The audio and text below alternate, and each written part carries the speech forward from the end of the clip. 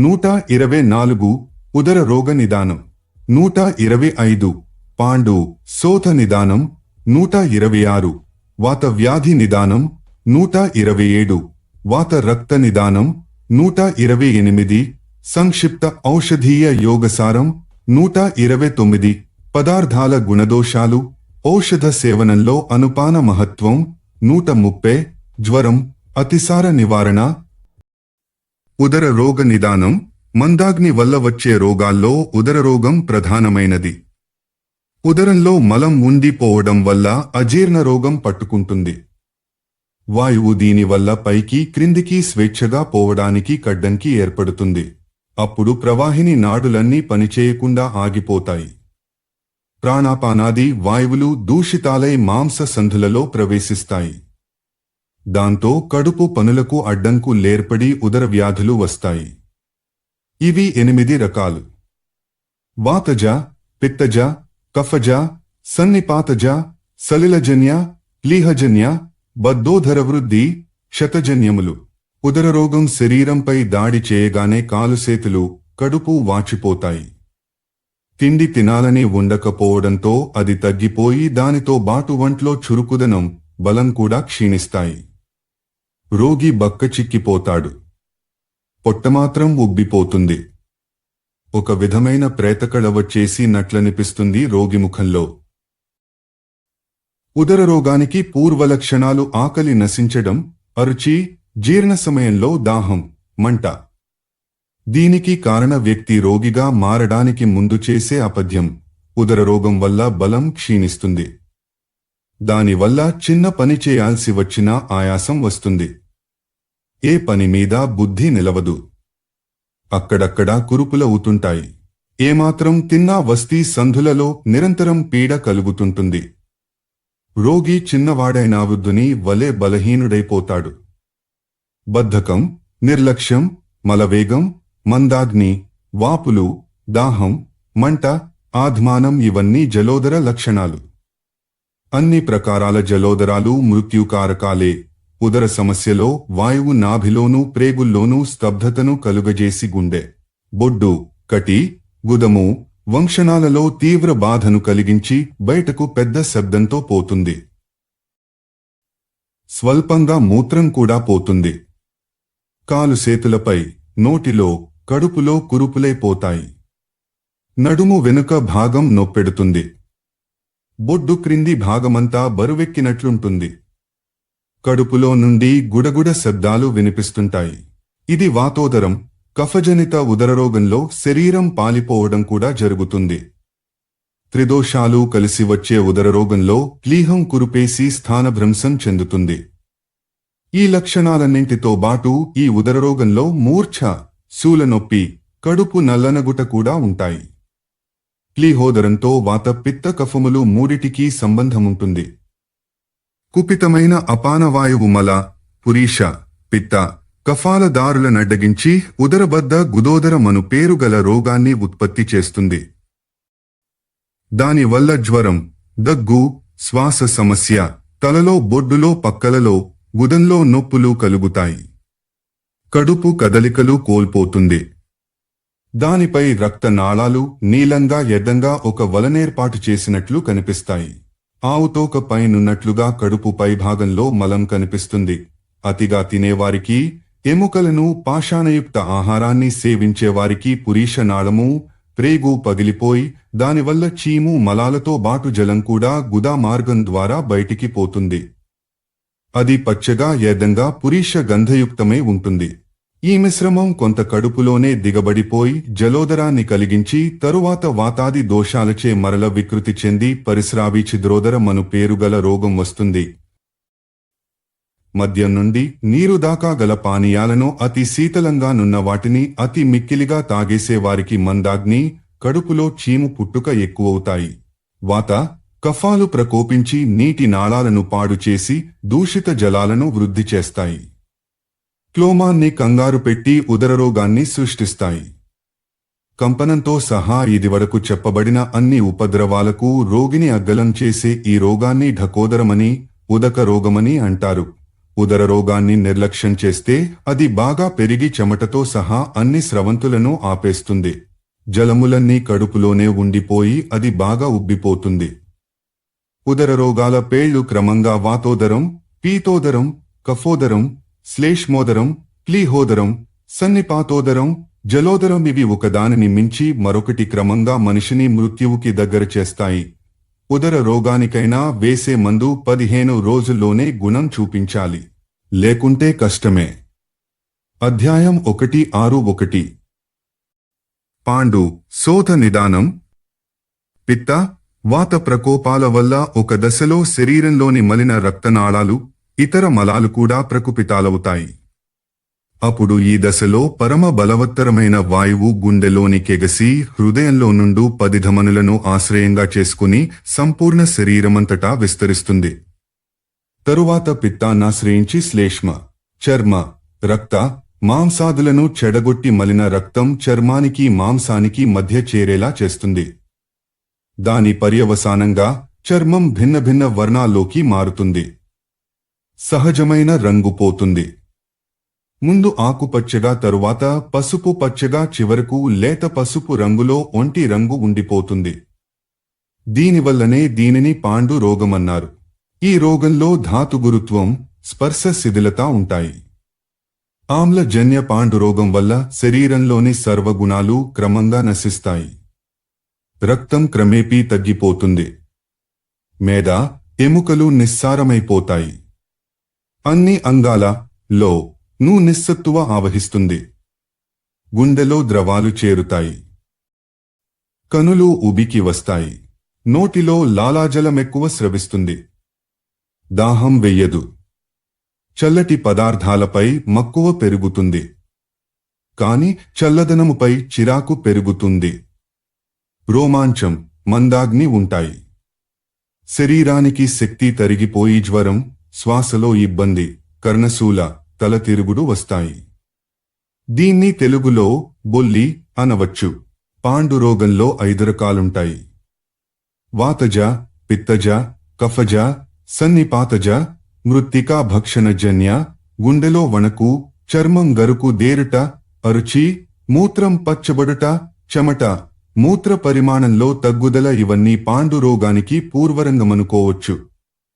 వాయుజన్య పాండురోగంలో తీవ్ర వేదన, ఒళ్ళు చిటచిటలాడుట మున్నగు లక్షణాలుంటాయి.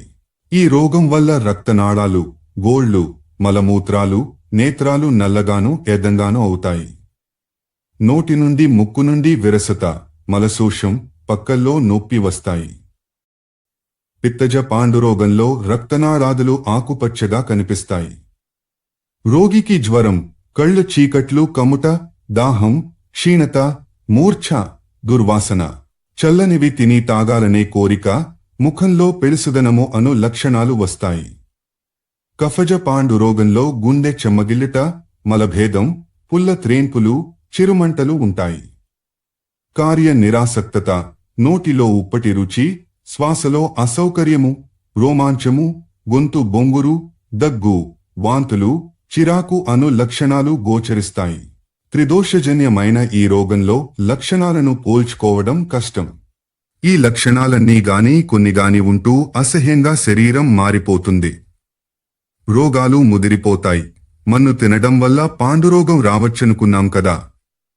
వగరుగా నున్న మట్టి తినడం వల్ల వాతం, ఉప్పగా లేదా చప్పగా నున్నదాని వల్ల పిత్తం, తీపి మట్టి కఫం ప్రకోపి తాలవుతాయి.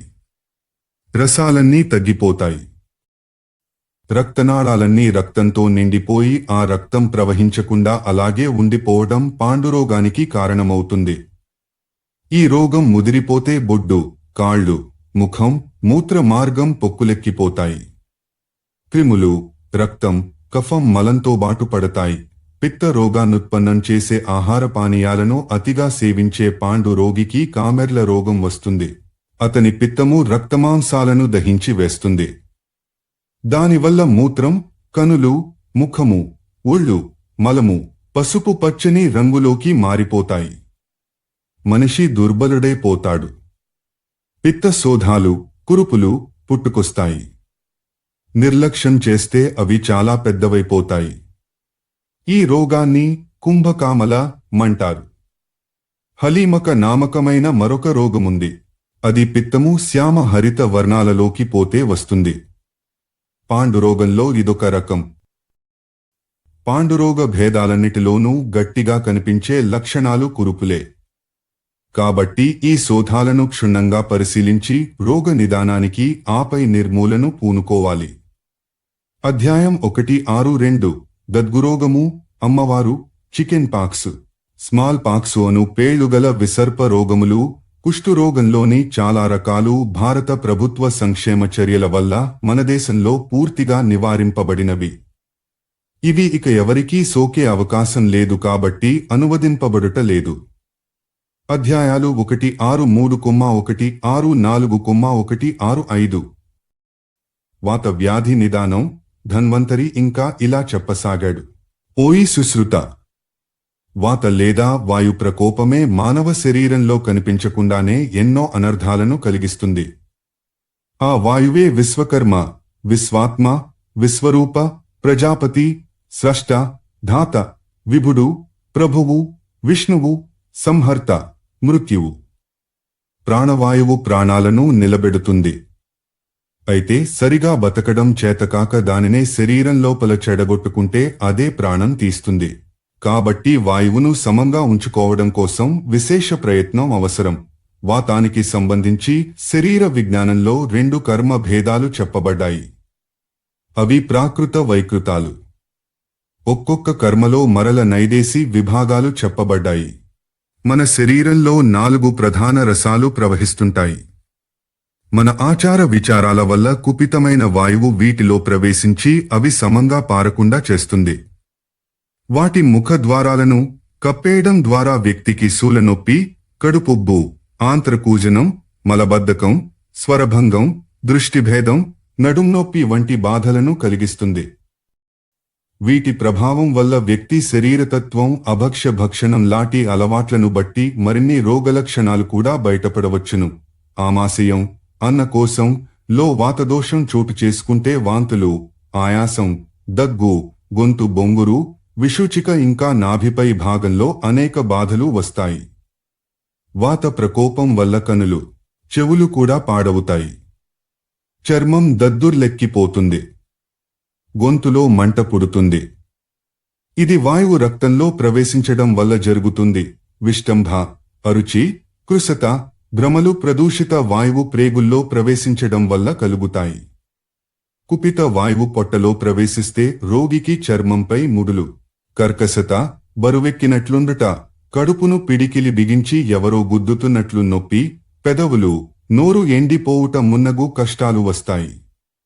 వాయువు మాంసంలో దూరినా అంతే. ఎముకలో కలుషిత వాయువు ప్రవేశిస్తే అక్కడ తీవ్రమైన శూల నొప్పి కలుగుతుంది. క్రింది నుండి ఎగురగొట్టబడిన వాయువు కుపితమై మీది భాగాల వైపు వెళితే అది గుండెని నొక్కిపట్టి ఇంకా పైకిగసి తలను దాకి మెదడులోనికి పోయి ఆయా భాగాలన్నిటినీ ఎముకలతో సహా నొప్పుల పాలు చేస్తుంది. మొత్తం శరీరంపై 4 వైపుల నుండి దాడి చేస్తుంది. శరీరాన్ని శిథిలం చేసి పడేస్తుంది. మనిషిలోని ఉత్సాహాన్ని మట్టిపాలు చేస్తుంది. శ్వాస ఆడడమే కష్టమైపోతుంది. కన్నులు తెరవడానికి ప్రయత్నించినా వెంటనే మూసుకుపోతుంటాయి. కంఠం నుండి పావురం చేసే గుడగుడ శబ్దాల్లాటివి అంటే ధ్వనుల లాటి చప్పుళ్లు వస్తుంటాయి. చికిత్సా క్షేత్రంలో ఈ రోగాన్ని ఉపతంత్రక రోగమంటారు. కుపిత వాయువు గ్రీవంలోనూ పక్కలలోనూ ఉండే ప్రధాన రక్తనాళాలను అన్ని ధమనులను దూసుకునిపోతే శరీరంలో గొప్ప తీవ్ర ఉపద్రవాలే జరుగుతాయి. మెడ దగ్గరి సంధులు వదిలైపోతాయి. శరీరమంతా ఒక వింటి బద్దలాగా వంగిపోతుంది. కనులు మూతబడకుండా స్తంభించిపోతాయి. దంతాలు వాటంతటవే కొరుక్కుపోతుంటాయి. కఫం వాంతిగా పడుతుంటుంది.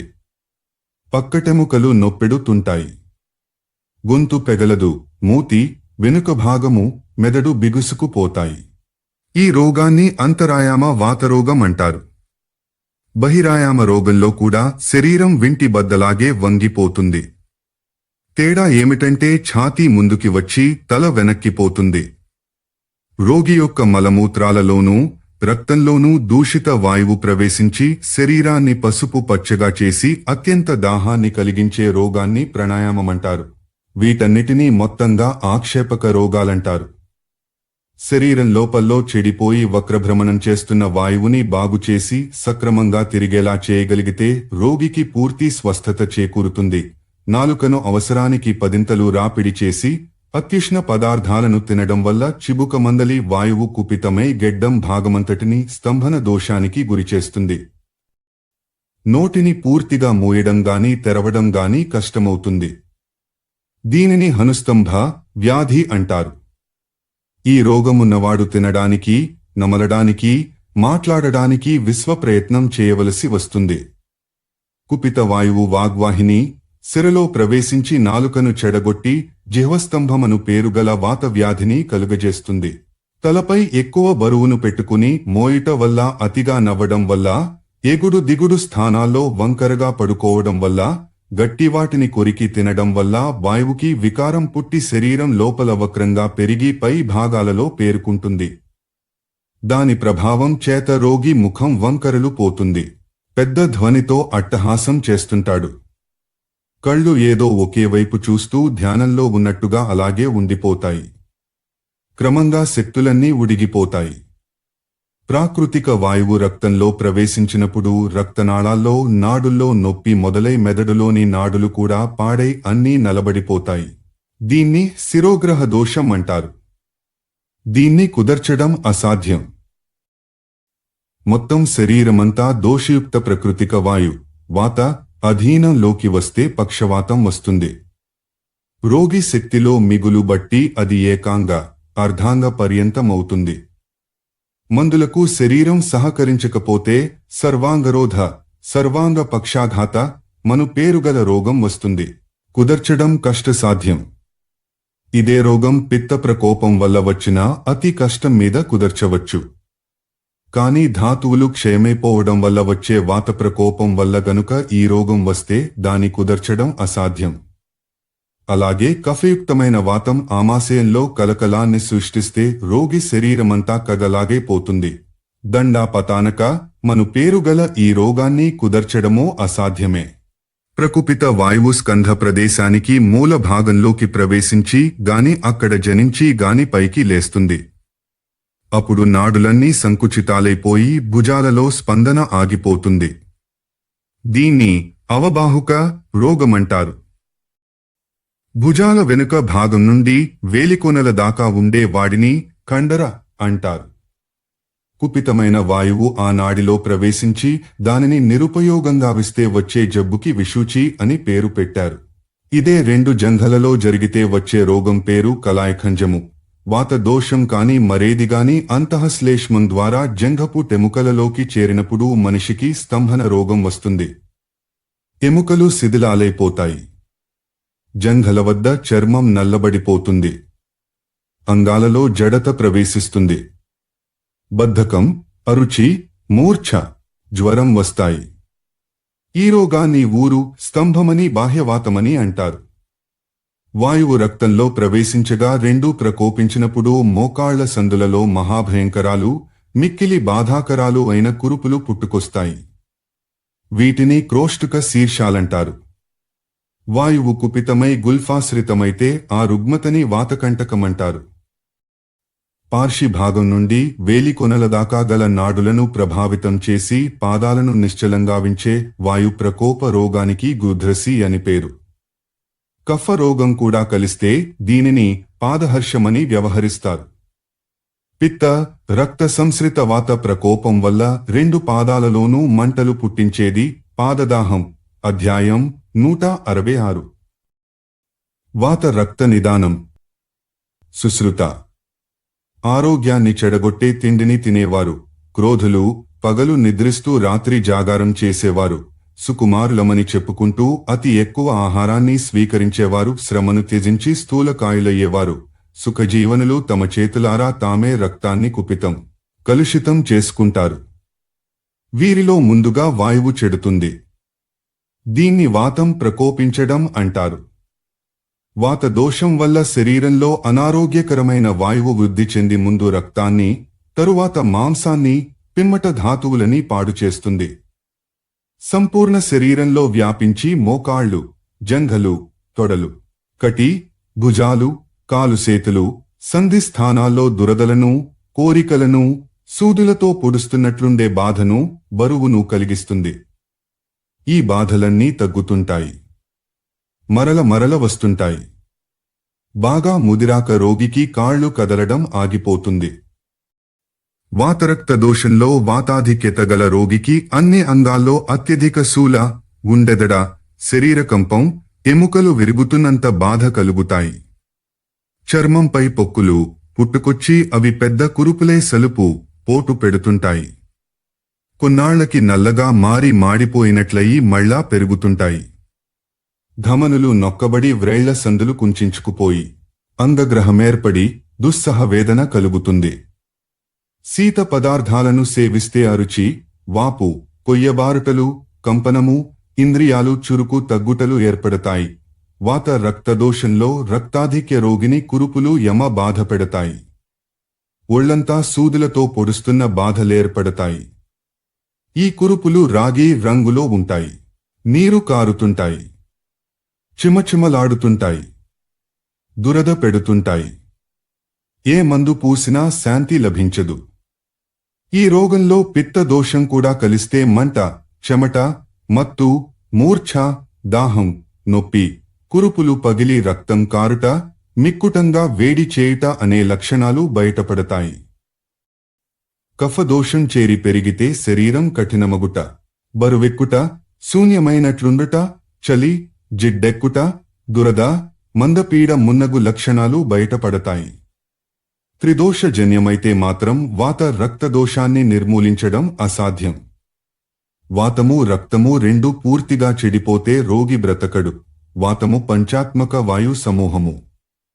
ఆ పంచవాయువు లేవనగా ప్రాణ, వ్యాన, సమాన, అపాన ఉదానములు. మనిషిలో రూక్షత, చంచలత, లంఘనం, అతిశయాహారం, బూకరింపు తిండి, కృత్రిమ వేగం, అనవసరమైన ఆయాసపాటు పెరిగితే ప్రాణవాయువు ప్రకోపించి పంచేంద్రియాలను దెబ్బ కొడుతుంది. పీనసం, మంట, దాహం, దగ్గు, ఊపిరాడకపోవుట అనే రోగాలు పుట్టుకొస్తాయి. అదే ఉదానవాయువు కుపితమైతే అది గెడ్డాన్ని, నుదుటిని ఆశ్రయించి కంఠావరోధ, మలభేద, అరుచి, పీనస, గలగండాదిక దోషాలకు జన్మనిస్తుంది. అత్యధిక దూరంలో ఉన్న వాటికి పలుమార్లు యాత్రలు చేయడం, బహుస్నానాలు, మరీ అడ్డగోలుగా విషయ వాంఛలను తీర్చుకోవడం, ఎక్కువగా భోగాలను అనుభవించడం, అపథ్యం, కోపం, అతిగా హర్ష విషాదాలకు స్పందించడం మున్నగు కారణాల వల్ల వ్యక్తిలోని వ్యాన వాయువు దూషితమవుతుంది. దీనివల్ల ముందుగా పురుషుని మగతనం దెబ్బతింటుంది. దానితో అతనిలోని ఉత్సాహం నశిస్తుంది. ఇక శోకానికి అతి స్పందననిచ్చే వ్యక్తి కాబట్టి అతి రోదనం వల్ల జ్వరం, పొడవబడుతున్న వేదన, రోమాంచం, స్పర్శ శూన్యత, కుష్టు, విసర్పం, సర్వాంగపీడ కలుగవచ్చును. సమాన వాయువు అజీర్ణ కారకము, శీతలము, సంకీర్ణ దోషయుక్తము నగు తిండి వల్లను, వేళాపాళాలేని నిద్ర, జాగరణల వల్లను కుపితమవుతుంది. ఈ సమాన వాయు ప్రకోప కారణాన శూలనొప్పులు, గుల్మాలు, గ్రహణి మున్నగు తకృతజన్య మరియు కామాశ్రిత రోగాలు వస్తాయి. అపానవాయువు చాలా ముఖ్యమైనది. దీనిని జాగ్రత్తగా కాపాడుకోవాలి. బిరుసుగాను, బరువుగాను ఉన్న అన్నాన్ని తినడం, మలమూత్రాలను ఆపుకోవడం, ఎక్కువ బరువులను మోయడం, వాహనాలపైనే రోజంతా తిరగడం అంటే కాలు క్రింద పెట్టకపోవడం, మదిరాపానం చేయడం, ఎక్కువ కాలం నిలబడే ఉండిపోవడం, వీలు చేసుకుని మరీ ఎక్కువగా ఊరిమీద తిరగడం వంటి పనులు చేస్తే అది ప్రకుపితమవుతుంది. అప్పుడది పక్వాశయమునాశ్రయించి సమస్త రోగాలను పుట్టిస్తుంది. అంతేకాక మూత్ర, మల, అర్శమొలలు, వీర్య, మల విరోధి సంబంధమైన ఎన్నో వ్యాధులను కలిగిస్తుంది. ఉదానవాయు ప్రకోపంలో తంద్ర, స్థిమిత, బరువెక్కుట, జిడ్డుకారుట, బద్ధకం, ఊళ్ళు చెల్లబడుట, అగ్నిమాంద్యం, వృక్ష మరియు కటు పదార్థాలను తినాలని ఉండుట మున్నగు రోగలక్షణాలు కనిపిస్తే దానిని ఆమసదృశ లేదా సామవాయుదోషం అంటారు. వీటికి వ్యతిరేకంగా అత్యుష్ణాది లక్షణాలు కనిపిస్తే నిరామ వాయుదోషమని వ్యవహరిస్తారు. ఇప్పుడిక వాయువు దేనిచేత ఆవృతమైతే ఎలాంటి రోగలక్షణాలు బయటపడతాయో చూద్దాం. పిత్తదోషంచే ఆవృతమైన వాత వికారం శరీరంలో నేర్పడిన వ్యక్తికి మంట, దాహం, శూలనొప్పులు, భ్రమ, కనులు చీకట్లు కమ్ముట అను రుగ్మతలు కలుగుతాయి. చేదుగా గాని వేడిగా గాని పులుపైన గాని ఉప్పనివి గాని రోగి చేత పదార్థాలను సేవింపచేస్తే ఒకమారు వేడిగా ఒకమారు చల్లగా నుండే పదార్థాలను తినాలనే కోరికను వెల్లడిస్తాడు. కఫావృత వాతరోగి శీత, ఉష్ణరూక్ష భోజనాన్ని వాంఛిస్తాడు. అతనికి చలువలు కమ్ముట, ఒళ్ళు బరువెక్కుట, శూల లంఘన, అగ్నిదాహ, అధిక తృష్ణాది రుగ్మతలు కలుగుతాయి. కఫావృత వాయురోగికి కటుగృత యుక్త ముఖదోషం కూడా తగులుతుంది. ప్రతి అంగం దురద, అరుచి, వాంతులు కూడా ఉంటాయి. రక్తావృత వాత రోగికి చర్మంలో మాంసంలో మంటలు పుడుతున్నట్లుంటుంది. చర్మంపై ఎద్దని కురుపులు పుడుతుంటాయి. గుండ్రని మచ్చలేర్పడుతుంటాయి.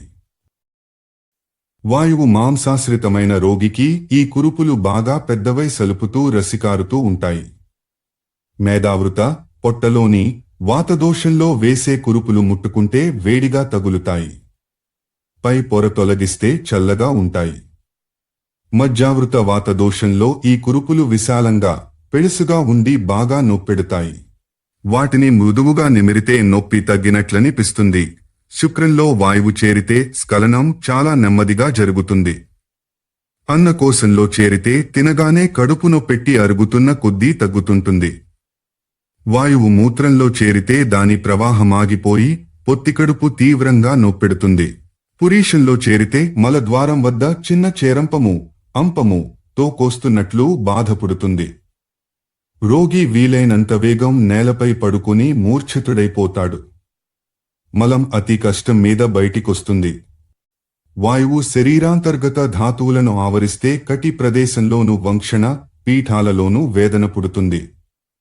అది విలోమభావంలో అంటే అపసవ్యంగా లోపల్లోపలే తిరుగుతుంటే గుండె నొప్పి వచ్చి ఉక్కిరిబిక్కిరి చేస్తుంది. పిత్తజన్యమైన దోషం వల్ల చెడిన వాయువు ప్రాణవాయువునావరిస్తే భ్రమ, మూర్ఛ, పీడ, తీవ్రమైన నొప్పి, మంట వస్తాయి. అదే వ్యాన వాయువునైతే పీడ, తంద్ర, పనిపై విరక్తి, స్వరభ్రంశం, ఒళ్ళు మంటలు పుట్టుకొస్తాయి. సమాన వాయువునైతే క్రమంగా అంగచేష్ట, అంగభంగం, వేదనా సహిత సంతాపం, తాప వినాశం, చెమట, బిగుసుకుపోవుట, తీవ్రదాహం దాపురిస్తాయి. అపాన వాయువు విషయంలోనైతే వంటి మంటలు, మలం ముద్ద పసుపు రంగులో పడడం జరుగుతాయి. స్త్రీలలోనైతే తాప, అనాహ, ప్రమేహ లక్షణాలు వృద్ధి చెందుతాయి. రజవృద్ధి కూడా అవుతుంది. ప్రాణవాయువు శ్లేష్మం చేత ఆవరించబడినప్పుడు నాద ప్రవాహంలో అడ్డంకి, కఫపు గళ్లలు, అతి చెమట, శ్వాస ద్వంద్వాలలో అసమత ఏర్పడతాయి. కఫం ఉదాన వాయువు చుట్టూ చేరితే ఒళ్ళు బరువెక్కుట, అరుచి, మాట మధ్యలో ఆగిపోవుట, సత్తువ, మేనిరంగు, రోగనిరోధక శక్తి నశించుట జరుగుతాయి. కఫం వ్యానవాయువు నావరిస్తే కీళ్ల బందులలో ఎముకల్లో పట్లు పుడతాయి.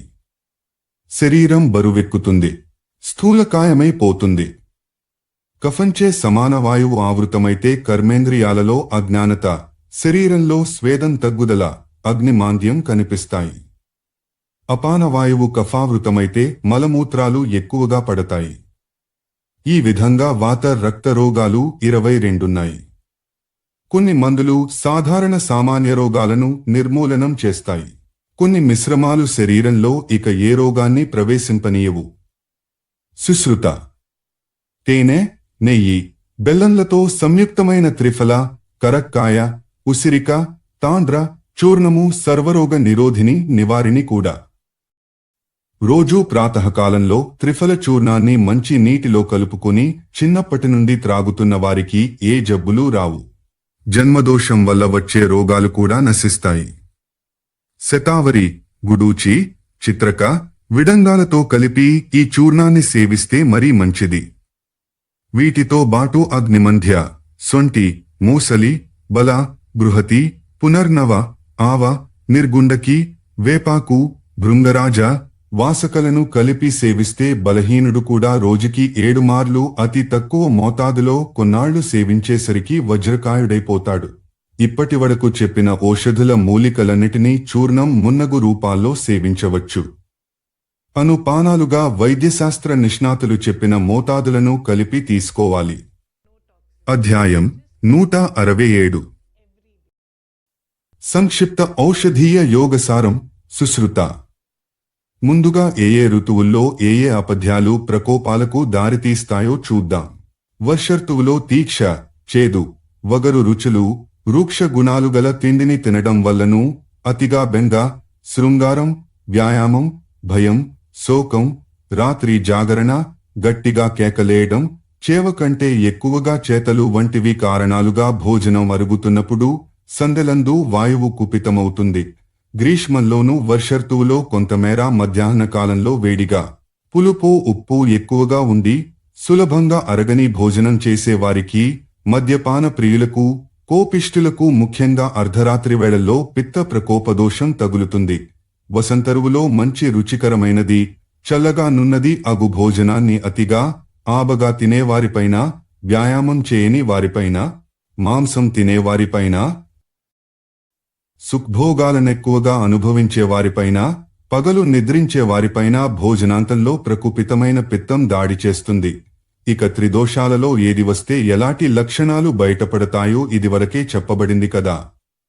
మొత్తం మీద రోగ కారణాన్ని, లక్షణాన్ని, సంసర్గాన్ని జాగ్రత్తగా పరిశీలించి ఒక నిర్ణయానికి రావాలి. శరీరం దోషాలకు, ధాతువులకు, మలానికి ఆధారమని చెప్పబడింది. కొవ్వు, రక్తం, మాంసం, మేద, ఎముక మూలగ, వీర్యం సప్తధాతువులు. ఇవి చెడనంతసేపు పరవాలేదు. ఏ రోగం, దోష ప్రకోపం వచ్చినప్పుడు శరీరం ఎక్కడ ముందుగా చెడుతుందో చూడాలి. వాతం గుదాభాగాన్ని నడుముని ముందు పట్టుకుంటుంది. పిత్తం పక్వాశయంలో చేరి దాన్ని చెడగొడుతుంది.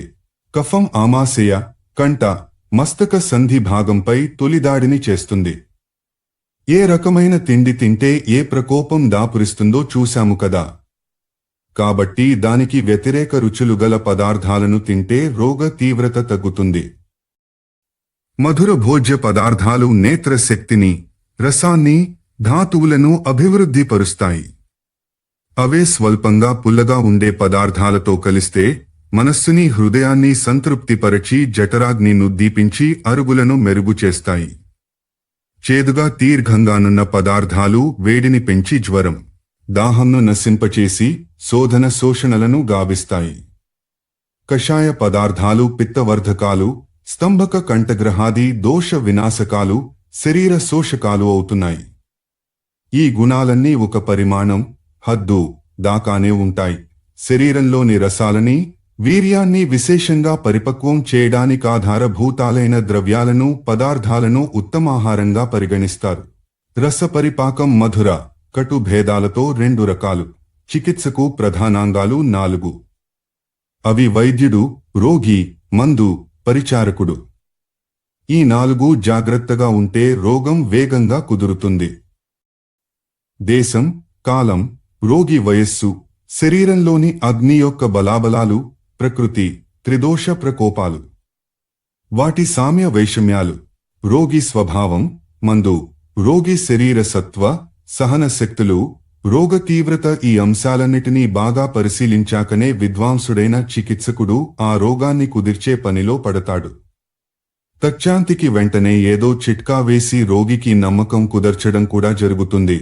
జలాశయాలను, పర్వతాలను ఎక్కువ కలిగిన దేశాన్ని ఆయుర్వేదంలో అనూపదేశం అంటారు. ఈ దేశంలో కఫం, వాయువు ఎక్కువగా ప్రకోపిస్తాయి. అడవులెక్కువగా ఉంటే రక్తపిత్తజ ప్రకోపాలెక్కువగా వస్తాయి. సామాన్య దేశాలలో అన్ని రోగాలు ఉంటాయి. మనిషి 16 ఏళ్లొచ్చేదాకా బాలకుడని, 70 ఏండ్ల వయసు దాటాక వృద్ధుడని, మధ్య కాలంలో మధ్య వయస్కుడని ఆయుర్వేదం నిర్వచిస్తుంది. ఇది అప్పటి మాట. కఫ, పిత్త, వాయువులు శరీరంలో అదే క్రమంలో పెరుగుతాయి. వృద్ధాప్యం వల్ల శరీరం శక్తిహీనమైనప్పుడు రోగి క్షారక్రియ, అగ్ని చికిత్స, శల్యకర్మలు లేకుండా అయిపోతాడు. కృషిస్తున్న దేహంగల వానికి బృంహణ, స్థూలకాయనికి కర్షణ, మధ్యనున్న వానికి రక్షణ అనేటి కార్యాలను చేపట్టాలి. తల్లిదండ్రులకుండే త్రిదోషాదులు పిల్లలకి సంక్రమిస్తాయి. రోగి తల్లిదండ్రులను గూర్చిన తెలివిడి చికిత్సకుని కుండడం అవసరం. పిత్తాది త్రిదోషాలు సహజ ప్రకృతులలో భాగమైపోతాయి కాబట్టి ఎలా ఉండే వారికేది ప్రకోపిస్తుందో తెలియాలి. బక్కౌడు, కడకుదనం, తక్కువ జుట్టు, మారే మనసు, కలవరింతలు గల వ్యక్తికి సాధారణంగా వాతం ప్రకోపిస్తుంది. వయసు మీరకుండానే తలపండుట, ఎర్రతోలు, చెమట ఎక్కువ, కోపం ఎక్కువ, మంచి బుద్ధి, నిద్రిస్తున్న చురుకుతనం తగ్గకుండుట అనే లక్షణాలున్నవానికి పిత్త ప్రకోపం తగిలే అవకాశముంది. స్థిరచిత్తం, మెల్లని చల్లని మాట, ప్రసన్నత, మెత్తని కేశాలు, కలలో నీళ్లు, రాళ్లు కనిపించుట అనే లక్షణాలున్నవానికి కఫం ప్రకోపించడం సాధారణం. మిశ్రిత లక్షణాలున్నవారికి లేదా త్రిదోషాలుండవచ్చు. దోషాల దశలు 4. అవి మంద, తీక్ష, విషమ, సమదశలు. జఠరాగ్నిని ముందు కాపాడి దానిని సమంగా ఉంచాలి. విషమ స్థితిలో వాయువును అదుపు చేయాలి. తీక్షావస్థలో పిత్తదోషాన్ని, మందావస్థలో కఫాన్ని ప్రతిచర్య ద్వారా దశమారేలా చేయాలి. సర్వరోగోత్పత్తి కారకాలు అజీర్ణ, మందాగ్ని దోషాలే. వాటి లక్షణాలు ఆమ, అంల, రస, విష్టంభాలు. ఆమ, చీము, జిగట దోషం వల్ల విషూచిక, హృదయ దోషం, బద్ధకం వంటి ఉపద్రవాలు వస్తాయి. అలాటప్పుడు వచ, ఇంగువ కావచ్చు, కటుఫల, కరక లేదా కాకర కావచ్చు, ములను లవణజలంతో కషాయం చేయాలి. దానిని నీటిలో కలిపి త్రాగించాలి. వాంతి చేయించాలి. అల్లదోషమున్న చోట శుక్రంలో తగ్గుదల, భ్రమ, మూర్ఛ, దాహం మున్నగు బాధలు బయటపడతాయి. ఇలాంటి దశలో అగ్నిపై వండనివి తినుట, చల్లని నీరు తాగుట, చల్లని గాలిని గుండెల నిండా పీల్చుట మంచిది. రసదోషము ఉన్నప్పుడు శరీరం పగులుట, తలనొప్పి, అన్నంగాని మరేదిగాని తినాలనిపించకపోవుట జరుగుతాయి. ఈ దశలో రోగి చేత పగటి నిద్రని, ఉపవాసాన్ని మాన్పించాలి. విష్టంభ దోషమున్న రోగికి శూలనొప్పి, కురుపులు, అరుచి, మలమూత్ర విసర్జనల్లో ఇబ్బంది కలుగుతాయి. అప్పుడు రోగికి చెమట పట్టించాలి. లవణ మిశ్రిత జలాన్ని త్రాగించాలి. 3 దోషాలు గలవారికి ఇంగువ త్రికుటాలతో సైంధవ లవణాన్ని కలిపి ముద్ద చేసి పొట్టపై పూయాలి. వేడి, వెచ్చని నీరు లేదా తేనె కలిపిన వెచ్చని నీరు త్రాగడం వల్ల జీర్ణక్రియ సాఫీగా సాగుతుంది. వెదురు మొలకలు, పెరుగు, చేప కూడా మంచి మిశ్రమమే. దీనికి పాలు మాత్రం కలపకూడదు. బిల్వ, సింధూర, సోన, గంభీర, శ్రీపర్ణి, పాటల, కలిగొట్టు, అగ్నిమాంద్య ఈ 5 చెట్ల మూల సంగ్రహాన్ని ఆయుర్వేదంలో పంచమూల మంటారు. మందాగ్నిని పెంచి పోషించే కఫ, వాత దోషాలను పంచమూల సేవనం పటాపంచలు చేస్తుంది. ఏకాంగి ఎను పేరుగల ఔషధం, శాలపర్ణి, పృశ్నిపర్ణి, పేటవనం, 2 ప్రకారాల బృహతి, దురదగొండి, పల్లేరుకాయ ఈ 5 మిశ్రమాన్ని లఘుపంచమూల మంటారు. ఈ ఔషధం వాత పిత్త దోష వినాశకం, కాంతివర్ధకం. ఈ 2 మిశ్రమాలని కలిపి దశమూలోషధి అంటారు. ఈ మందు సన్నిపాత జ్వరాన్ని నశింపజేయడంలో కడు సమర్థకం. దగ్గు, ఆయాసం, కునికిపాటు, పక్కనొప్పిలకు కూడా ఈ మందు బాగా పనిచేస్తుంది. ఈ మందుని నూనెతో నేతితో పరిపక్వం చేసి తలకి రాస్తే కేశ సంబంధి రోగాలు నశిస్తాయి. ఇప్పుడు స్నేహపాకాన్ని వర్ణిస్తాను. ఇది మందుల కషాయం. పాత్రలో నీటిని తీసుకుని 3 ఆవిరైపోయేదాకా వేడి చేసి అప్పుడు దానితో, అనగా ఆ మిగిలిన 4వ వంతుతో సమాన పరిమాణంగల స్నేహిల ద్రవ్యము, ఔషధం ను వేయాలి. ఇదే స్నేహపాకం. దీనిని పాలతో కూడా తయారు చేసుకోవచ్చు. పాలు స్నేహిల ద్రవ్యంతో సమాన పరిమాణంలో ఉండాలి. మనిషి ఆరోగ్యంగా ఉండి కలకాలం జీవించాలంటే ఇంద్రియ నిగ్రహాన్ని పాటించాలి. అన్నీ తినాలి, బాగా తినాలి. కానీ ఒక వయసు వచ్చేదాకానే తిండి మంచిది. మంచి తిండి మరీ మంచిది. రుచులను సమపాళ్లలో సేవించినంత కాలం రోగం రాదు. అధ్యాయం 168. పదార్థాల గుణదోషాలు, ఔషధ సేవనంలో అనుపాన మహత్వం. ఓయి సుశ్రుత, పదార్థాలలో ఏవి మంచివో అనే జ్ఞానం చికిత్సకునికి మిక్కిలి అవసరం. ఎడ్డంటి శాలి బియ్యం వాత, కఫ పిత్త దోషాలు మూడింటినీ నశింపజేయగలదు. దాహాన్ని, కడుపులోని కొవ్వుని కూడా తొలగించగలదు. మహాశాలి జీర్ణానికి గొప్ప దోహదకరం.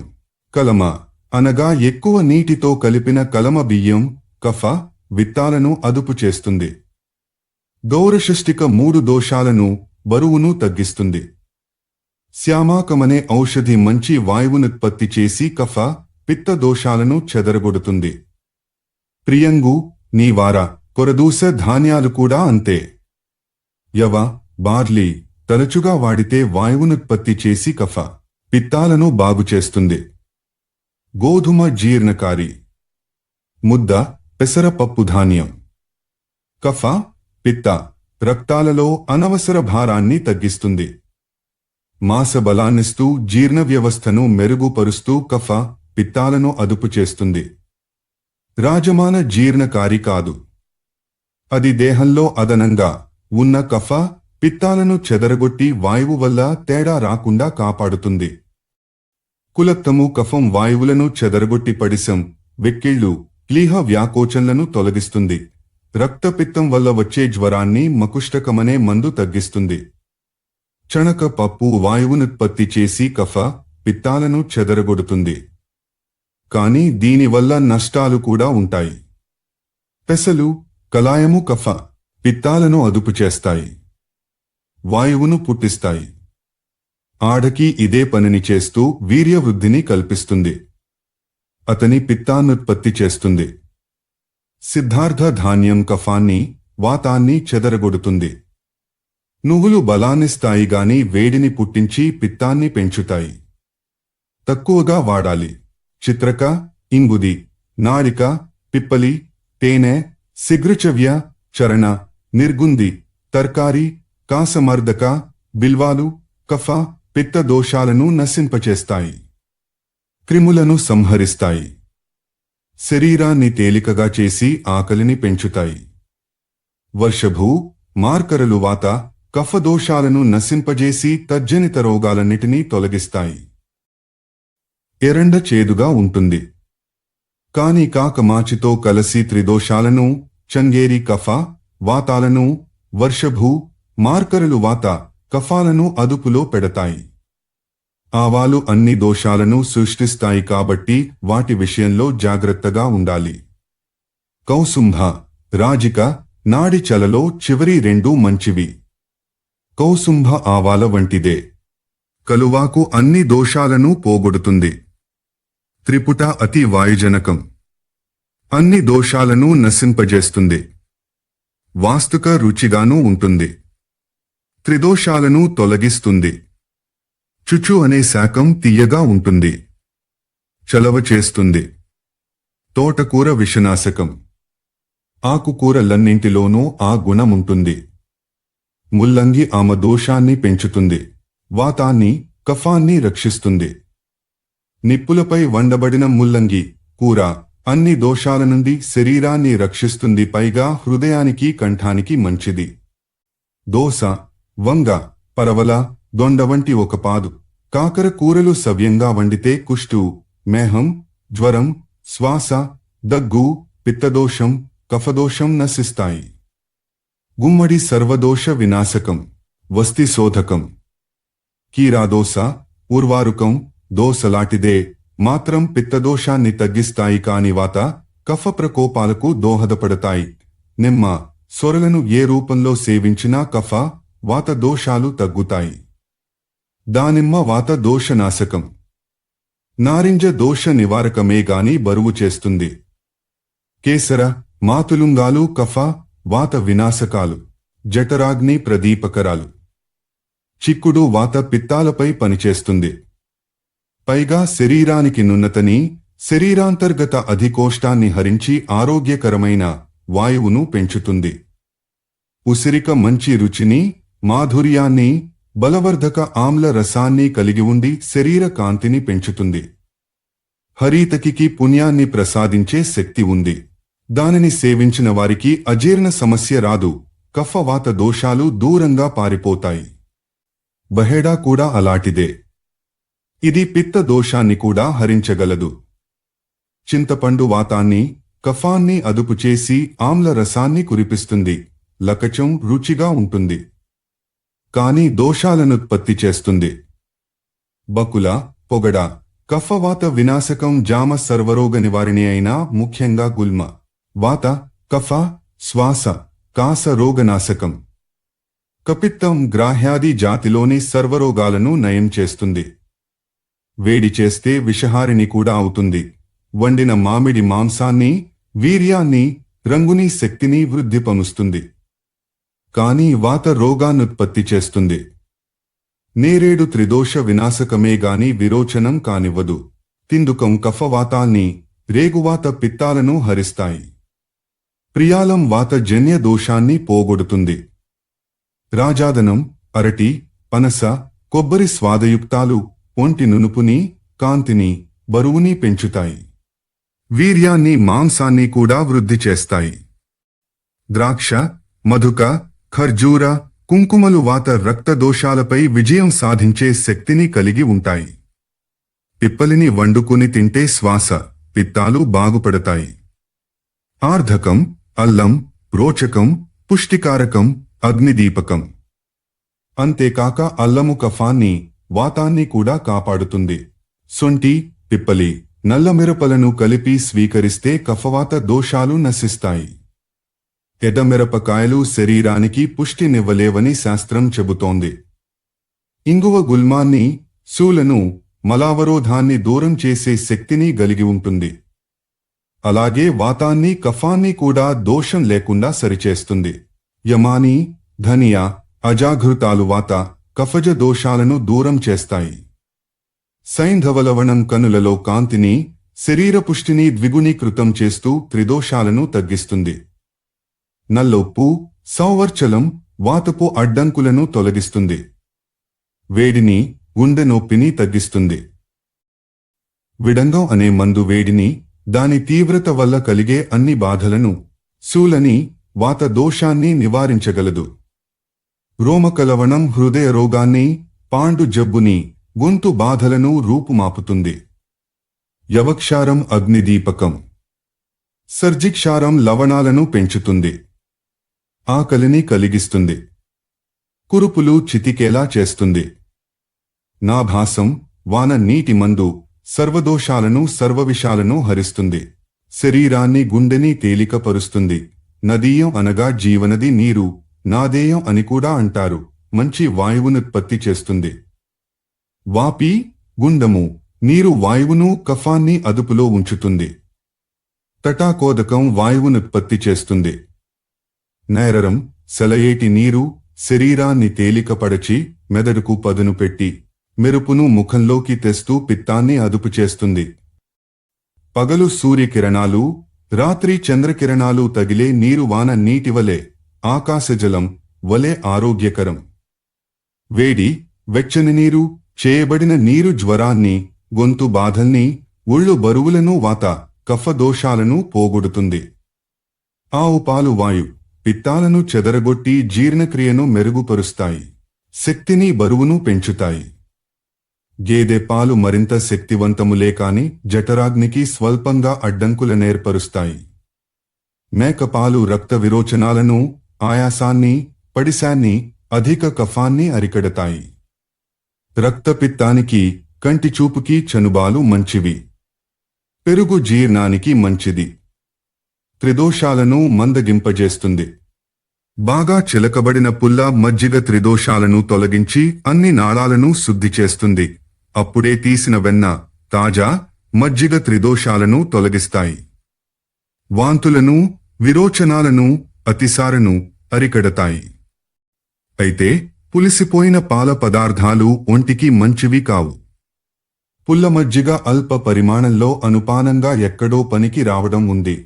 వెన్న, మజ్జిగ మొలలను, వేడి కురుపులను, పచ్చకామెర్లను పోగొడతాయి. నెయ్యి కూడా ఒక హద్దులోపల ఒంటికి మంచిదే. అన్నం అరగడానికి, త్రిదోషాలు సోకకుండా ఉండడానికి దోహదం చేస్తుంది. ఆవు నెయ్యైతే మేధకు మెరుగులు దిద్ది, కన్నులలోకి కొత్త వెలుగులను కూడా తెచ్చిపెట్టగలదు. త్రిదోషాలకు తగిన మందులు ఎన్ని వేసినా ఆవు నెయ్యిని ఏదో ఒక మోతాదులో తగిలిస్తే గాని పోవు. ఔషధయుక్తమై భావన శుద్ధి చేయబడిన నెయ్యి జ్ఞాపక శక్తిని కాపాడుతుంది. మెదడుకు సంబంధించిన అతి పలవరింతల వంటి అన్ని వ్యాధులను కుదురుస్తుంది. మేకపాల నుండి తీసిన నేతికి కూడా ఈ ఔషధీయ గుణాలన్నీ ఉంటాయి. మేక మూత్రం కఫ, వాయు దోషాలను పోగొట్టు శక్తిని, క్రీములను కాల్చి వేసే శక్తిని కలిగి ఉంటుంది. కొన్ని విషాలకు విరుగుడుగా కూడా పనిచేస్తుంది. వైద్య శాస్త్రోక్తంగా తీయబడిన నువ్వుల నూనె గొప్ప ఆరోగ్యకారి. పచ్చకామెర్లు, జారుడు జబ్బు, గజ్జెలోనగు చర్మ వ్యాధులు, పేగు కురుపు, మూల వ్యాధి, క్లీహ వ్యాకోచం, చక్కెర వ్యాధి అను బాధలన్నీ దీనివల్ల సమసిపోతాయి. ఆవ నూనెను కామెర్లకు, కొవ్వు వల్ల, వాత, కఫ ప్రకోపాల వల్ల వచ్చే రుగ్మతలకు వాడితే అవి తగ్గుతాయి. అలసి, అవిసె విత్తనాల నుండి ఒక పద్ధతిలో తీయబడిన నూనె త్రిదోష ప్రకోపాలకు మంచిదే కాని కళ్ళు పాడవుతాయి. కఫ, పిత్త దోషాలకు అక్ష నూనెను వాడవచ్చు. అది కేశాలను బలపరుస్తుంది. చర్మాన్ని, రక్తనాళాలను మృదువుగా ఉంచుతుంది. ఆయుర్వేదంలో తేనెకున్న స్థానం విశిష్టమైనది. త్రిదోషాలను శాంతింపచేసి ప్రాణవాయువును పెంచే శక్తి దీనికున్నది. వెక్కుళ్ళు, పడిసం, క్రిములు, వాంతులు, మూత్రదోషాలు, విషం మున్నగు రోగాలను ఇది తగ్గించగలదు. అనుపానంగా కూడా ఆయుర్వేదంలో తేనెకు అగ్రస్థానమియబడింది. చెరకు రక్తపిత్తానికి మంచి మందు. బెల్లం వల్ల జీర్ణ వ్యవస్థ బలపడుతుంది. అది కఫాన్ని ఉత్పత్తి చేస్తుంది. వాయు, పిత్తరోగాలను తగ్గిస్తుంది. ముతక పంచదార రక్తపిత్తాన్ని నేతితో కలిపి ముందుగా వాడితే చెదరగొడుతుంది. జీర్ణానికి కూడా దోహదం చేస్తుంది. పాత బెల్లం అన్ని విధాల మంచినే చేస్తుంది. బెల్లపు సారాయి పిత్త దోషాలను పెంచుతుంది కాని వాత, కఫ దోషాలను తగ్గిస్తుంది. సౌవీరజ పానీయాలు చురుకుదనాన్ని కలిగించిన రక్తపిత్తాన్ని కలిగిస్తాయి. మండాయను పేరుగల వేచిన బియ్యంతో చేయబడిన అంబలి ఆకలిని, అరుగుదలను బలాన్ని కూడా సంపూర్ణంగా పెంచుతుంది. పేయం, కొన్ని ధాన్యాలు, మందులు కలిపి నీరు బాగా పోసి చేసిన జావ పాడైన వాతాన్ని బాగుచేస్తుంది. శరీరాన్ని తేలికపడచి మూత్ర వ్యవస్థను పదిలపరుస్తుంది. దానిని మజ్జిగ, దాడిమ వ్యోస, బెల్లం, తేనె, రావిలతో తగు పాళ్లలో కలిపి లేహ్యంగా చేసి తీసుకుంటే దగ్గు, గొంతువాపు మున్నగు కంఠ వ్యాధులు అతిసార తగ్గిపోతాయి. చారు, రసం సహజంగానే చింతపండు, నీరుల మిశ్రమం కావడం వల్ల గొంతు నుండి చివరిదాకా గల వ్యవస్థను స్వస్థపరుస్తుంది. గుండ్రటి ఉల్లి, ముల్లంగి, పండ్ల ముక్కలతో నేతితో గాని నూనెతో గాని తయారుచేసిన రసం ఉత్సాహాన్ని, బలాన్ని పుంజుకునేలా చేస్తుంది. దీనిని గోరు వెచ్చగా నున్నప్పుడే త్రాగడం మంచిది. దాడిమ, ఉసిరికలతో తయారుచేసిన యూష, ఉప్పులేని రసం జఠరాగ్నిని ప్రజ్వరిల్ల చేసి వాత, పిత్త దోషాలను పోగొడుతుంది. ముల్లంగి యూష, ఉప్పులేని రసం దగ్గుని, శ్వాసకోశంలోని ఇబ్బందులని, జలుబుని, కఫాన్ని అదుపులోకి తెస్తుంది. యవ, కొల, కులతములతో వండిన యూష వాయువును పెంచి గొంతును బాగుచేస్తుంది. ముద్గతో, ఉసిరికతో ఉడికించిన యూష కఫ, పిత్త దోషాలను నశింపజేస్తుంది. వేడి మందకాలు, అంబళ్ళు చలవ చేస్తాయి. పెరుగు, బెల్లం కలిపి తింటే వాతవృద్ధి. శష్కులి, జిలేబీ ని నేతిలో వేయించుకు తింటే జఠరాగ్ని బాగా జ్వలించడం. సత్తుపిండిని దేనితో కలిపి వండుకు తిన్నా మంచి వాయువుల పెరుగుదల లభిస్తాయి. ఏది తిన్నా నీరు తాగడం మానకూడదు. అది దాహాన్ని తీర్చడమే కాక జీర్ణకోశం అలసిపోకుండా కాపాడగలదు. అధ్యాయం 169. జ్వరం, అతిసార నివారణ. సుశ్రుత. త్రిదోషాలలో నొకదాని వల్లగాని, రెండింటి వల్లగాని, 3 కలిసి వచ్చిన కలిసి, దాని కాలంలో గాని వచ్చే జ్వరాలు ప్రధానంగా 8 రకాలున్నాయని అనుకున్నాం కదా. దాహం, ఉష్ణోగ్రతలో విపరీతమైన పెరుగుదల ఉన్న జ్వరానికి ముస్త, పర్పటక, ఉసీర, చందన, ఉదీచ, నాగరలను సమపాళ్లలో నీళ్లలో పోసి మరిగించి బాగా చల్లార్చి రోగి చేత త్రాగించడం మంచి చికిత్స. శీఘ్రంగా రోగి కుదుట పడతాడు. నాగర, దేవకాష్ట, ధన్యాక, ద్వివిధ బృహతులతో కషాయాన్ని చేసి త్రాగితే ఏ జ్వరమైనా పోతుంది. పైగా జీర్ణమండలం కూడా బాగుపడుతుంది. ఆరగ్వధ, అభయ, ముస్త, రిక్త గ్రంథికాలతో చేసిన చిక్కటి కషాయం ఆమ జ్వరానికి అద్భుతమైన మందు. జ్వరం బాగా పెరిగిపోయి అపస్మారక స్థితిలోకి పోయిన రోగికి మధుకసార, సింధూత, వచ, ఊషణ కణలను సమపాళ్లలో కలిపి పొడి చేసి నీళ్లలో కలిపి త్రాగిస్తే వెంటనే గుణం కనబడుతుంది. మొత్తం లోపలి భాగాలన్నిటినీ కడిగేసి మరీ ఏ జ్వరాన్నైనా తగ్గించే శక్తి త్రివృత, విశాల, త్రిఫల, కటుక, ఆరగ్వధ చూర్ణాలను లవణజలంతో కలిపి తయారుచేసిన ఔషధానికుంది. తృతీయక జ్వరానికి సొంటి, గుడూచి లేదా హరీతకి, ముస్త, చందన, ఉసీర ధాన్యకలను పంచదారతోనూ నూరి తేనెతో రంగరించి తయారుచేసిన మందు బాగా పనిచేస్తుంది. అపామార్గ జటాలను 7 ఎద్దని దారాలతో కట్టి ఆదివారం నాడు రోగి నడుము చుట్టూ కడితే కూడా ఈ జ్వరం తగ్గుతుంది. జటాని జఠాగా వ్రాస్తారు. తలచుగా వచ్చే జ్వరాలకు తర్పణాల సాధన ఒకటుంది. పుత్ర సంతానం లేనివాడు, సన్యసించిన పిమ్మట గంగోత్తర తీరంలో మృతి చెందినవాడు నగు వ్యక్తి పేర తిలలతో తర్పణాలర్పించడం.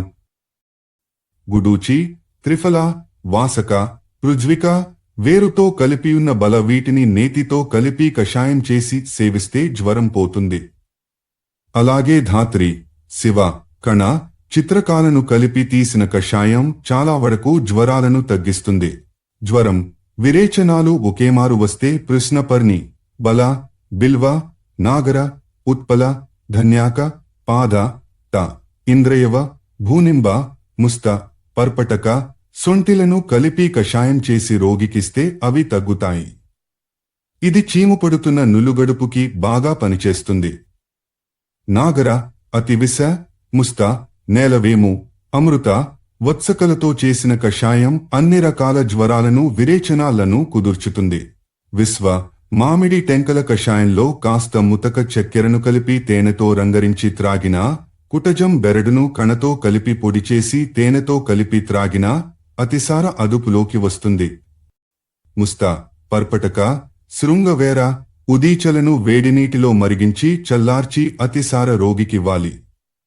వానికి ఆహారంతో బాటు శాలపర్ణి, కృష్ణిపర్ణి, బృహతి, కంఠకారిక, బల, స్వదంష్ట్ర, గోక్షుర, విశ్వాది, పాట, నాగర, ధాన్యకాల కషాయాన్నిస్తే మంచి గుణం కనిపిస్తుంది. కడుపులో శూల, రక్త విరోచనాలు, చీము పడుట, అతిసార రోగానికి వత్సక, అతివిష, తిస్వ, కణ, కందలతో చేసిన కషాయాన్ని వాడాలి.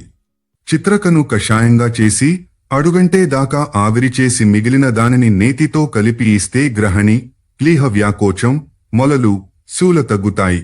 మొలలకు 5 రకాల ఉప్పును వాడాలి. అవి సౌవర్చల, సైంధవ, విడంగ, ఔద్భిద, సాముద్రికలు. అప్పుడే చిలికిన మజ్జిగను గంటకొక రకం లవణంతో ఇస్తే గుణం కనిపించవచ్చు. శస్త్రచికిత్స కూడా ఉంది. జీర్ణశక్తి పెరగడానికి పంచకొల, త్రియూషణ, మిరియాలు గుండ చేసి కషాయం చేసి ఇస్తే మంచిది. హరీతకిని నాగర, బెల్లం లేదా ఉప్పు గడ్డలతో కలిపి తరచుగా తీసుకుంటే ఆకలి పెరుగుతుంది. తాపజ్వరం, పచ్చకామెర్లు తగ్గించడానికి త్రిఫల, అమృత, వాస, తిక్త, భూనింబ, నింబాలను కషాయము చేసి తేనెతో కలిపి ఇవ్వాలి.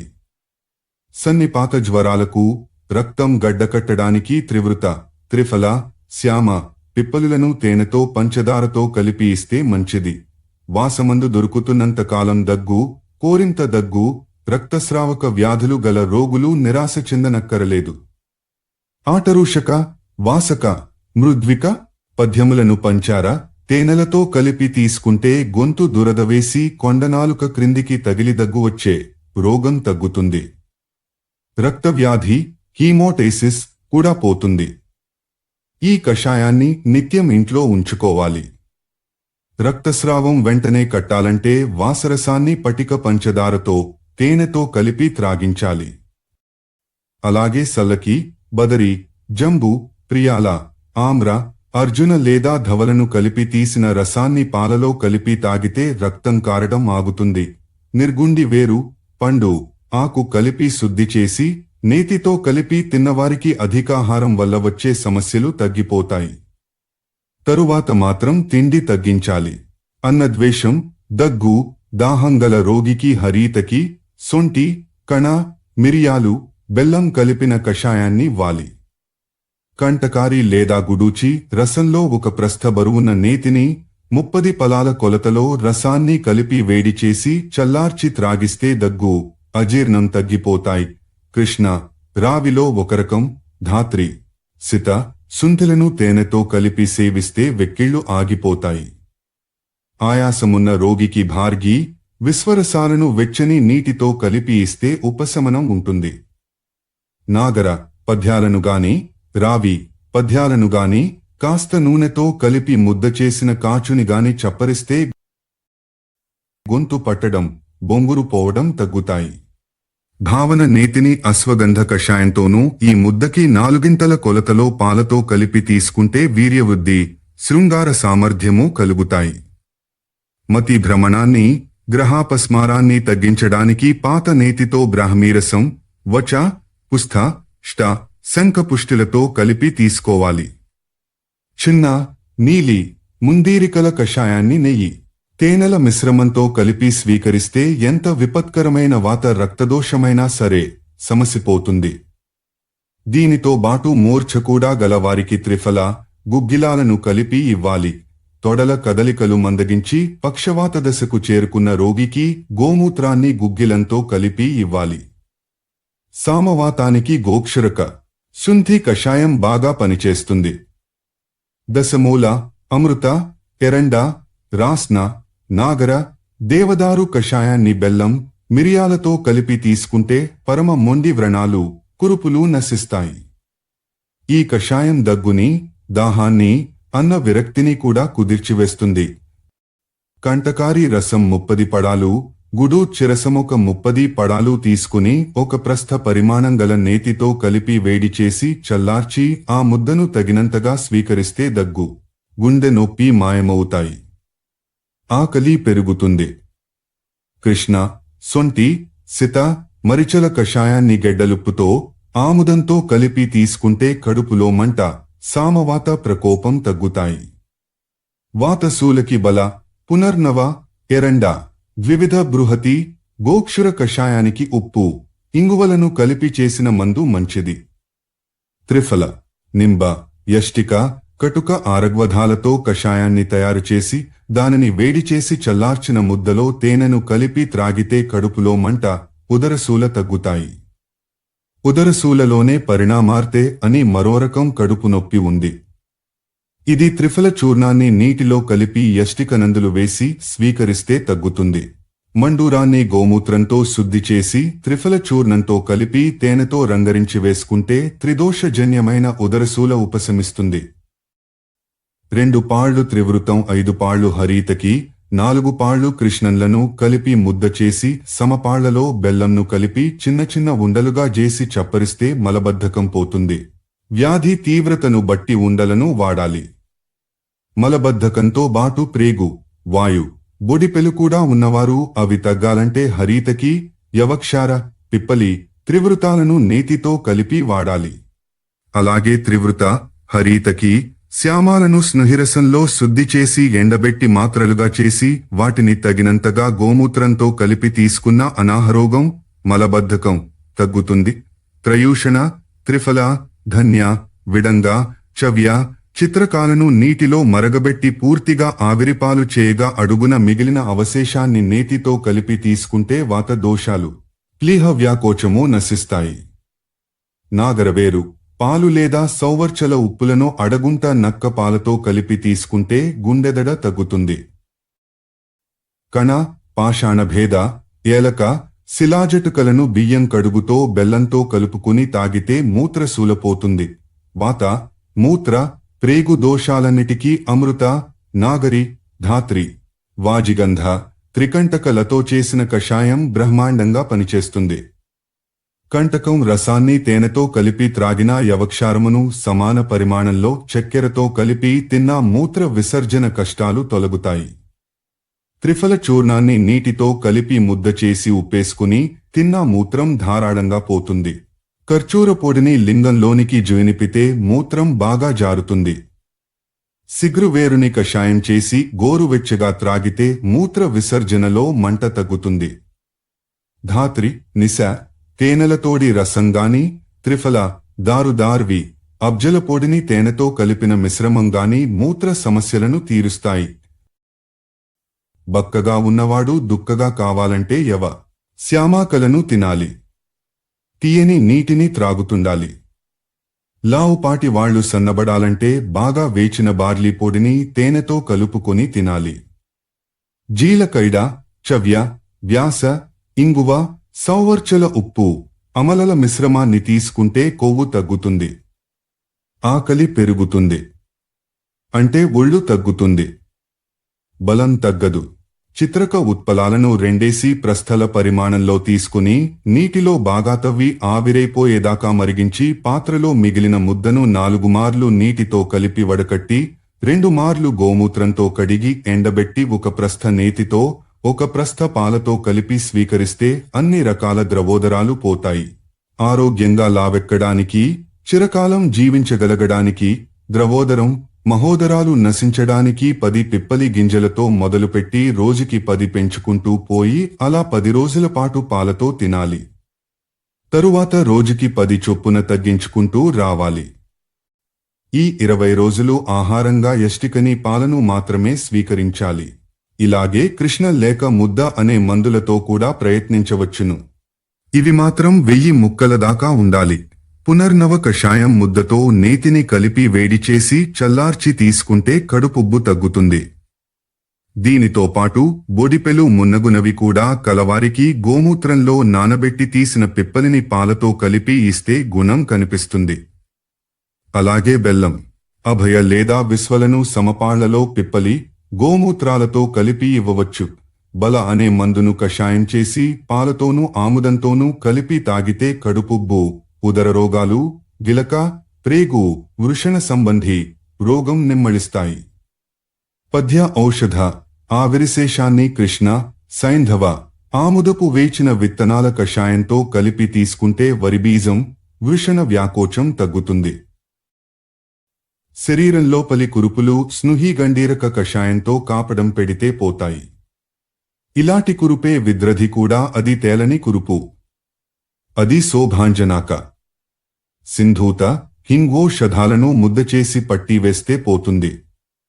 కుష్ట ప్రారంభ దశేనదగు కంటగండమాల నిర్గుండి ముద్దచేసి పట్టివేస్తే కంతిరోగ సమస్య పోతుంది. ధత్తూర, ఎరండ, నిర్గుండి ముద్దను పూస్తే పోవచ్చు.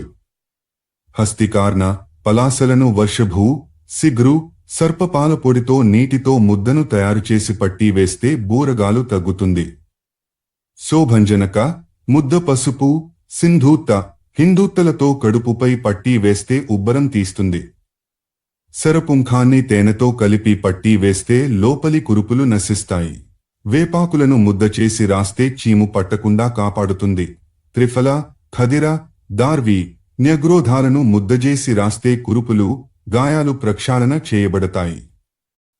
యష్టి, మధుకాలను వేడి నేతితో కలిపి అప్పుడే తగిలిన గాయాన్ని ఎంత నొప్పికైనా ఓర్చుకుని గట్టిగా రుద్ది కడుక్కుంటే శీఘ్రమే అది మానిపోవచ్చు. దూషితమైన పిత్తాన్ని, రక్తపు వేడిని చలువచేసే మందులతోనో సామాన్య ఆహార పదార్థాలతోనో తగ్గించవచ్చు. వెదురు, ఎరండ, స్వదంష్ట్ర బెరళ్లను పొడిచేసి తేనె, హింగు, గెడ్డ ఉప్పులతో కలుపుకుని త్రాగితే రక్తం పరిశుభ్రమవుతుంది. మలిన రక్తం బయటికి పోతుంది. సామాన్యారోగ్యం చెడకుండా ఉండాలంటే కొల, కులర్జీలను ఎవాగు, అంబలి లాంటిది తో కలిపి కాస్త గడ్డ ఉప్పేసుకుని తరచుగా తింటుండాలి. కరంజారిష్ట, నిర్గుండి రసాలను కలుపుకుని తాగితే పురుగులు నశించి అంతర కురుపులు మాడిపోతాయి. గుగ్గిల, త్రిఫల మాత్రలు నొప్పిని తగ్గిస్తాయి. మలబద్ధకాన్ని పోగొడుతాయి. అధ్యాయం 170. 124 ఉదర రోగ నిదానం. 125 పాండు శోథ నిదానం. 126 వాత వ్యాధి నిదానం. 127 వాత రక్త నిదానం. 128 సంక్షిప్త ఔషధీయ యోగసారం. 129 పదార్థాల గుణదోషాలు. ఔషధ సేవనంలో అనుపాన మహత్వం 130 జ్వరం అతిసార నివారణ